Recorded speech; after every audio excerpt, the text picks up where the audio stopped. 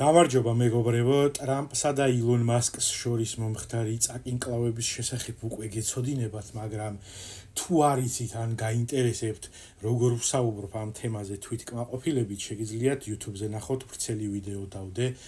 ეხლა ხო და ზოგადად ეს ვიდეოც გადავწყვიტე რომ ჩამეწერა, იმიტომ რომ მოვლენები ისე სწრაფად ვითარდება, რომ ეხლა იყო სტივ ბენონი, ანუ ადამიანი, რომელიც ტრამპის უდიდესი მოკავშირე არის და მისი ადმინისტრაციის წევრიც იყო, წინა საპრეზიდენტო ვადაში და არის ერთ-ერთი გავლენიანი ინფლუენსერი, ანუ გავლენი მაგაში. ის ამბობს, რომ ტრამპმა დღეს შუაღამემდე უნდა გამოსცეს აღმასრულებელი ბრძანება და ილონ მასკის SpaceX-ი სახელმწიფო საკუთრებაში გადმოიტანოს.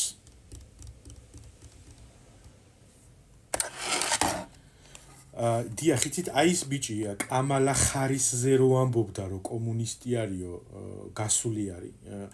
დღეს აქვს ბოლო გამოცდა IQ-ში, კრიპტოვალუტაში და ლიბერტარიანიზმში და იქნება ხვალგადმორეკოთ. კარგით, მადლობა. ხო და უბრალოდ თუ გაინტერესებთ, შეგიძლიათ ნახოთ ჩემი ვიდეო YouTube-ზე.